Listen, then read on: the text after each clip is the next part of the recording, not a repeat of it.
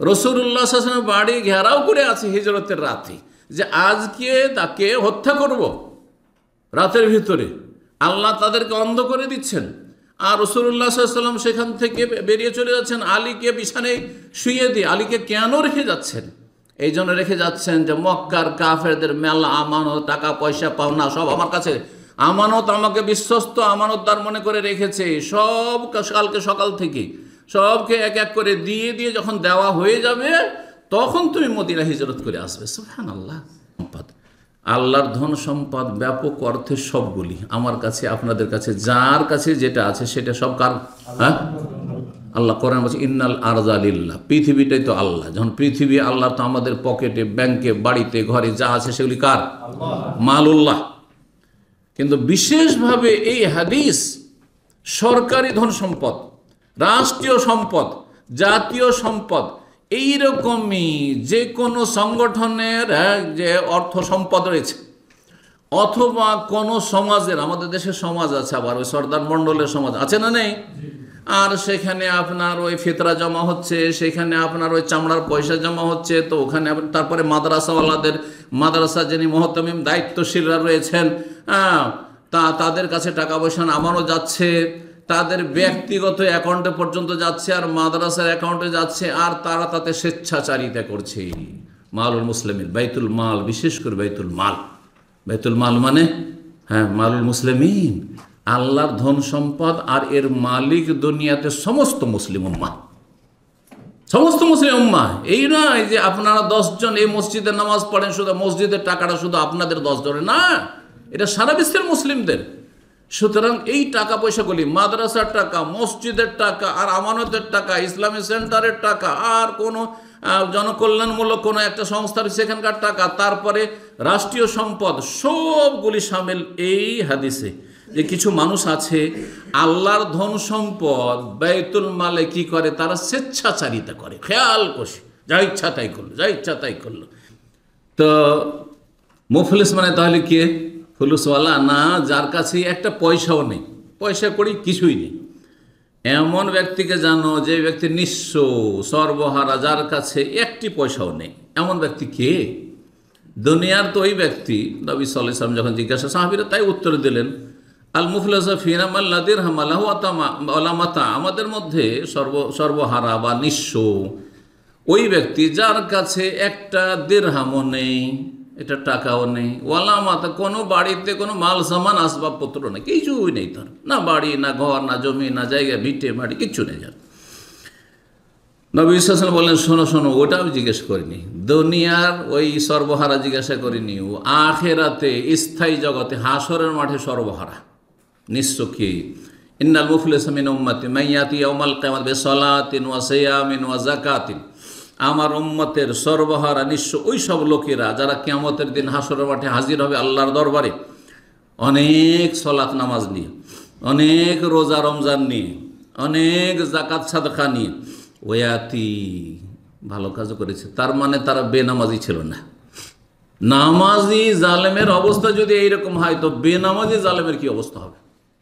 বলছেন আবু উমামা থেকে বর্ণিত, কানা আলা সাকালিন নবী রাজুলুন ইউকারু লাহু কারকারা, রাসূলুল্লাহ সাল্লাল্লাহু আলাইহি ওয়াসাল্লামের মাল সামান আসবাবপত্র সফরে, জিহাদের সফরে ছিলেন, আর সেই সময় সে কি করত? এগুলোর দেখাশোনা করতো, রক্ষণাবেক্ষণ করতো, মাল সামান উটের পিঠে উঠা হইল কি না, নামানো হইল কি না, ইত্যাদি দেখাশোনা। তো সেই ব্যক্তি হঠাৎ করে মারা গেল। ওই লোকটির নাম ছিল, বা ওই খাদেমের নাম ছিল কারকারা।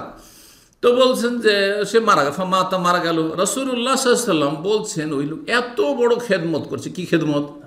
স্বয়ং রাসূলুল্লাহ সাল্লাল্লাহু আলাইহি ওয়াসাল্লামের খাদেম মাল সামান উটের পিঠে উঠিয়ে দিচ্ছে, নামাচ্ছে, এবং রাসূলুল্লাহ সাল্লাল্লাহু আলাইহি ওয়াসাল্লামের পরিবারও জিহাদের সফরে সাথে থাকতো, তাদের মাল সামানগুলি উটের পিঠে উঠিয়ে দিচ্ছে, নামিয়ে দিচ্ছে, এইসব দেখাশোনা করছে। আর সেই ব্যক্তি সম্পর্কে নবী সাল্লাল্লাহু আলাইহি ওয়াসাল্লাম বলছেন, হুয়া ফিন্নার, সে জাহান্নামে যাবে।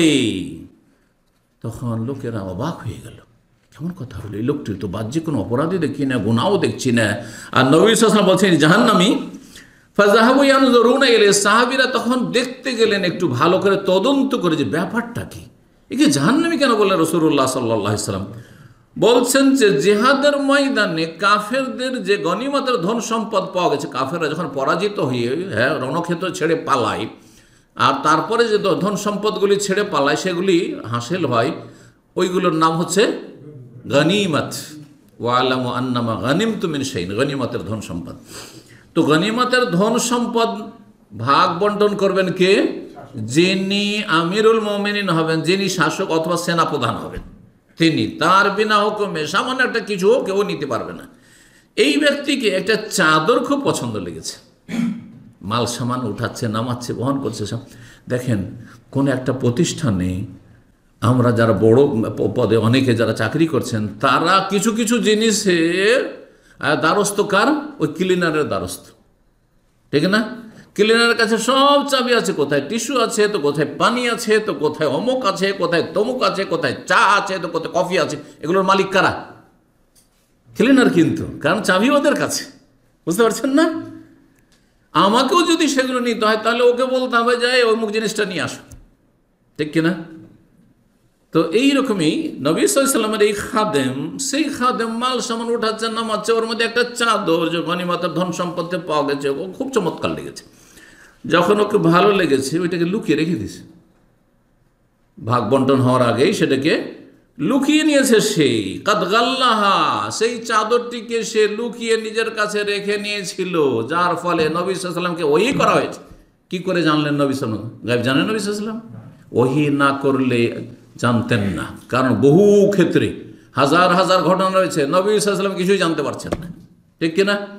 তাহলে যখন জেনেছেন তার মানে নবী সাল্লাল্লাহু আলাইহি ওয়াসাল্লামকে কি করা হয়েছে? ওমা ইয়ানতিকু আনিল হাওয়া ইন হুয়া ইল্লা ওয়াহয়ুন ইউহা। যখন ওহী করা হয়েছে তিনি জানতে পেরেছেন। নবী সাল্লাল্লাহু আলাইহি ওয়াসাল্লাম ওহী করা হয়েছে যে এই লোকটি যে মারা গেল আর তোমার খাদেম ছিল, এই লোকটি কিন্তু জাহান্নামে। জিবরাইল আলাইহিস সালাম এসে আল্লাহর পক্ষ থেকে জানিয়ে দিয়েছেন। নবী সাল্লাল্লাহু আলাইহি ওয়াসাল্লাম মন্তব্য করে দিলেন যে এই লোকটি জাহান্নামে যাবে। কিন্তু সাহাবীরা তো পেরেশান হয়ে গেলেন, এই জাহান্নামে যাবে তো আমাদের কি হবে? আল্লাহু আকবার। তো দেখি একটু তদন্ত করে ব্যাপারটা কি, দোষ ত্রুটি কি আছে। দেখা গেল যে ফাওয়াজাদু আবাতান কাদ গাল্লাহা, একটি চাদরকে সে খেয়ানত করে আত্মসাৎ করে রেখেছে, সেই জন্য তাকে জাহান্নামে যেতে হবে। নবী করিম সাল্লাল্লাহু আলাইহি ওয়াসাল্লাম বললেন। সুতরাং সাবধান, সতর্ক। সহিহ মুসলিমের আরেকটি হাদিস শোনায়, ওমর ইবনে খাত্তাব রাদিয়াল্লাহু তাআলা আনহু বর্ণনা করছেন, বলছেন লাম্মা কানা ইয়াউমু খাইবার, খাইবারের যুদ্ধের দিন ছিল। আখবালা নাফারু মিন আসহাবিন নবী সাল্লাল্লাহু আলাইহি ওয়াসাল্লাম, নবী সাল্লাল্লাহু আলাইহি ওয়াসাল্লামের বেশ কিছু সাহাবায়ে কেরাম আসলেন নবী সাল্লাল্লাহু আলাইহি ওয়াসাল্লামের কাছে, এবং সাহাবায়ে কেরাম আছেন। এসে বলছেন নবী সাল্লাল্লাহু আলাইহি ওয়াসাল্লামের সামনে যে ইয়া রাসূলুল্লাহ, অমুক শহীদ, ফলানুন শহীদ, ফলানুন শহীদ।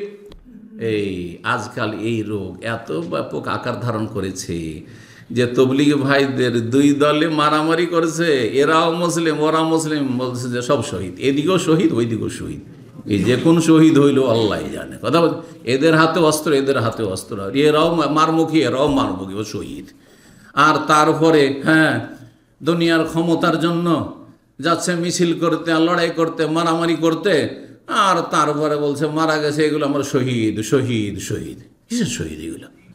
আচ্ছা যদি শহীদ হয়ও তো এই সার্টিফিকেট আমার আপনার না আল্লাহর? আল্লাহর সার্টিফিকেট আপনি আমি দিতে পারি?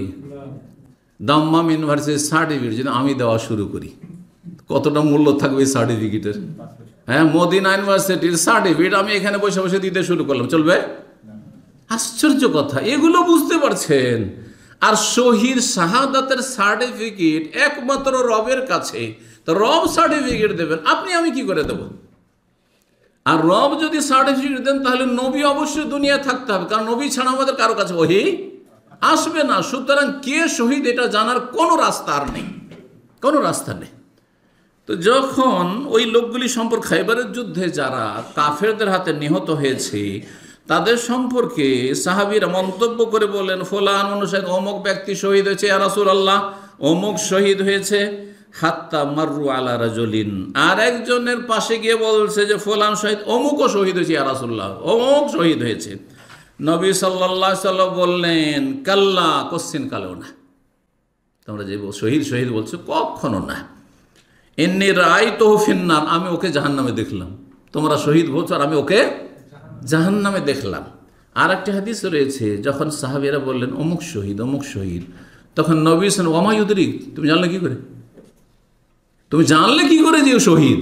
তোমার কাছে কোন জায়গা আছে, কোন জায়গা থেকে খবর আসলো? জিবরাইল এসেছে, আল্লাহর খবর এসছে, কি করে জানলে এই সার্টিফিকেটের কথা? তো বলছেন যে নবী সাল্লাল্লাহু আলাইহি ওয়াসাল্লাম বলছেন, কোশ্চিন কালেও সে শহীদ নয়, শহীদ হলে তো জান্নাতি হইতো।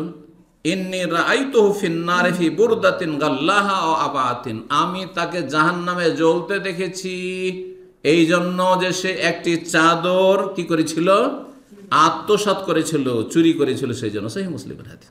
একটি চাদরের জন্য যদি জাহান্নামে যেতে হয়, তো মানুষের 1 লাখ 2 লাখ টাকা 5 লাখ টাকা নিলেন পার্টনারশিপে ব্যবসার জন্য, আর তারপরে টাকাও দিচ্ছেন না, লভ্যাংশও দিচ্ছেন না, আর হিসাব নিকাশও দিচ্ছেন না, কি জবাব দেবেন? অহরহ একটা দুটো যদিও হইতো তাহলে এগুলো কথা বলার কোনো প্রয়োজন নাই। সুবহানাল্লাহ, কারো ধানে চিটা থাকবে 2-4টা, কিন্তু অধিকাংশেরই অবস্থা এরকম যে আপনি যার টাকা পয়সা নিয়ে আপনি এগিয়ে যাওয়ার চেষ্টা করছেন, সচ্ছল হওয়ার চেষ্টা করছেন, ভাই আপনার যেমন হিসাব নিকাশ জানার অধিকার যাচ্ছে যতটা, তাদের অধিকার আছে যে আপনার শরীক যারা কোনো কিছু জানতে দিচ্ছেন না, আপনি যেমন লভ্যাংশ খাচ্ছেন তেমন তাদেরকে লভ্যাংশ দিতে হবে। আপনি যদি বলেন যে ভাই আমি এখান থেকে বেরিয়ে যাব, তাহলে আপনার যেমন বেরিয়ে যাওয়ার অধিকার আছে তেমন তাদের বেরিয়ে অধিকার আছে। আপনার টাকার যেমন মূল্য রয়েছে তাদের টাকা পয়সার মূল্য রয়েছে। কিন্তু কেন এমন বদচরিত্র, অথচ সহি আকীদার দাবিদার?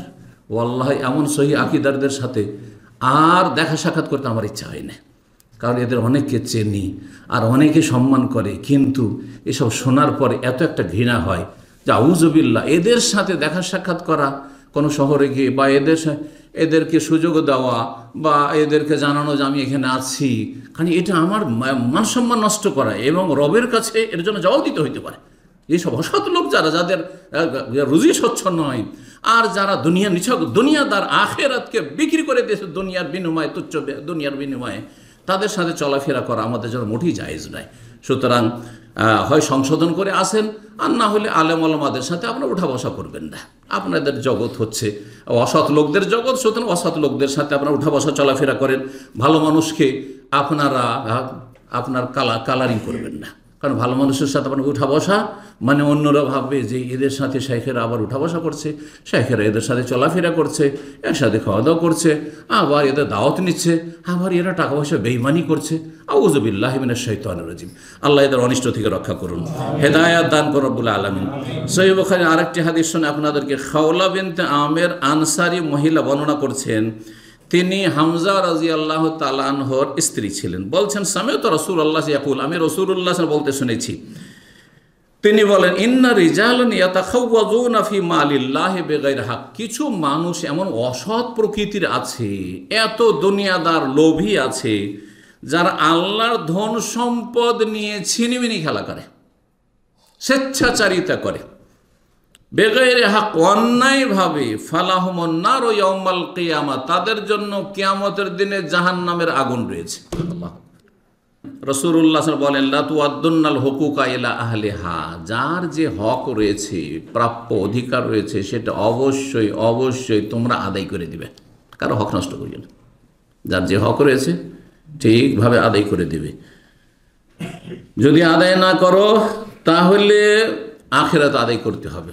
লা তুআদ্দুনাল হুকুকা ইলা আহলি ইয়াউমাল কিয়ামাতে, দুনিয়াতে যদি আদায় না করো তো কিয়ামতের দিন আদায় করতে হবে, অবশ্যই আদায় করতে হবে। দুনিয়াতে আদায় করলে না, আখিরাত আদায় করতে হবে।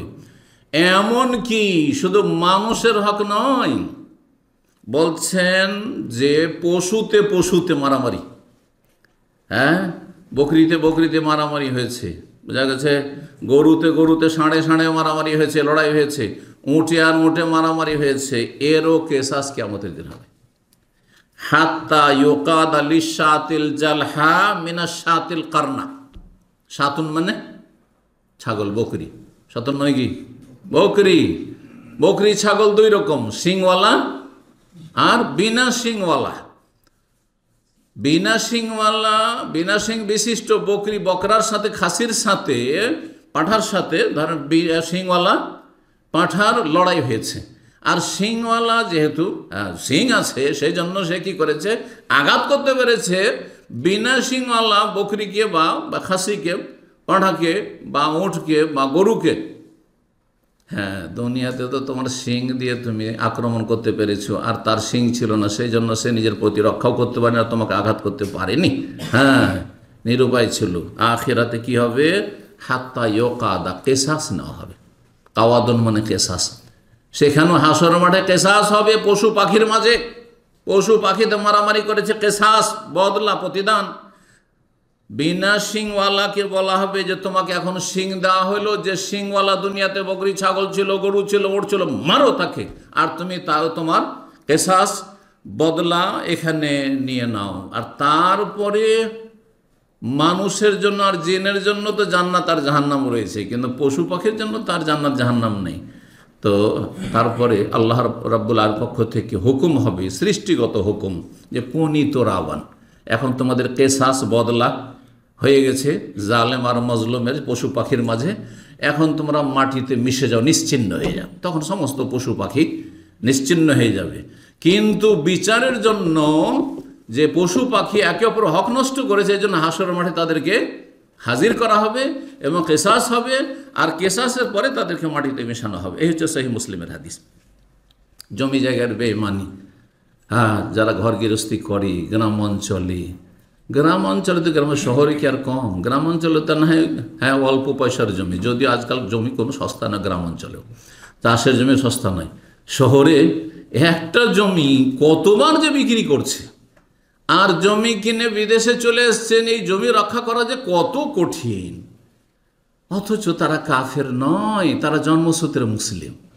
অনেকে দাড়ি টুপি নিয়ে নামাজ পড়ে, অনেকে আবার হজ উমরা করে, কিন্তু মানুষের জমি জায়গা বেইমানি করে। জি, রাসূলুল্লাহ সাল্লাল্লাহু আলাইহি ওয়াসাল্লাম হাদিস, মান জালামা কিদা শিবরে মিনাল আরদে, কেউ যদি এক বিঘত জমি কারো অন্যায়ভাবে ভক্ষণ করে, জমি বেইমানি করেছেন, আইল সীমানা চেপেছেন আপনি কারো, যদি এই কাজ করে, তাওয়াকাহু বা তুওয়াকাহু মিন সাবি আরাজিন, 7 স্তর জমি তার গলায় লাগিয়ে দেওয়া হবে, মালা করে, বেড়ি করে গলায় বেড়ি লাগিয়ে দেওয়া হবে। হ্যাঁ, এই 7 স্তরের জমি কেমন করে বহন করবে সেই দিন? আর হাসরের মাঠে সমস্ত মানুষ দেখবে যে এই জালেম জমি বেইমানি করেছে। হ্যাঁ, আল্লাহ রাব্বুল আলামিন যেন এইসব জালেমদের অনিষ্ট থেকে মানুষকে রক্ষা করেন এবং আমাদেরকে জুলম থেকে বেঁচে থাকার তৌফিক দান করেন। সহিহ বুখারী মুসলিমে আর একটি হাদিস আবু মুসা আশআরী রাদিয়াল্লাহু তাআলা আনহু থেকে বর্ণিত হয়েছে, রাসূলুল্লাহ বলেন, ইন্নাল্লাহ লা ইউমলিজ জালিম, জালেমকে আল্লাহ মাঝে মাঝে ঢিল দেন, মানে রশি ঢিল দেওয়ার মতো, মানে ছাড় দেন, ছেড়ে দেন না। কি করেন? ছেড়ে দাও মানে আল্লাহ কখনো ধরবেন না, এটা হয় না। সরকার ছেড়ে দেয়, অনেক আসামিকে, অপরাধীকে ছেড়ে দিচ্ছে, হয়তো পার্টির লোক বলে ছেড়ে দিচ্ছে, অথবা পয়সা আছে, পয়সা দিয়ে ছুটে যাচ্ছে, অথবা যে কোনো প্রভাবের মাধ্যমে ছুটে যাচ্ছে, হ্যাঁ, অথবা সরকার পারছে না, অপারগ হয়ে যাচ্ছে, এইরকম জালেমদেরকে ধরতে, যার ফলে ছেড়ে দিতে হচ্ছে। তাদের জন্য, সরকারের জন্য অনেক সময় ঝুঁকি, সেজন্য ছেড়ে দিতে হচ্ছে, কিন্তু আল্লাহ তার অপারগ না। সুতরাং আল্লাহ রাব্বুল আলামিন যদি কোনো জালেমকে, মানুষের হক নষ্ট করলো যে কোনোভাবে, আর তাকে যদি দেখেন যে ধরছেন না রব্বুল আলামিন, দুনিয়াতে কোনো বালা মুসিবত আসে না, কোনো বিপদ আপদও আসে না, ধ্বংসও হয় না, বদদোয়া করেছেন তাও ধ্বংস হয় না। অনেকে মনে করছে এত বদদোয়া করছি জালেমের ওপর, আর এত জুলুম অত্যাচার করছে, তবু তো আল্লাহ কিছুই করেন না। না, আল্লাহর হিকমত রয়েছে, আল্লাহর এখানে হিকমা রয়েছে। জালেমকে আল্লাহ অবশ্য ঢিল দিয়ে থাকেন, ছাড় দিয়ে থাকেন, কিন্তু ফাইজা আখাযাহু লাম ইউফলিতু, যখন আল্লাহ ধরেন তখন আবার ছাড়েন না। আল্লাহ যেন বুঝার তৌফিক দান করেন।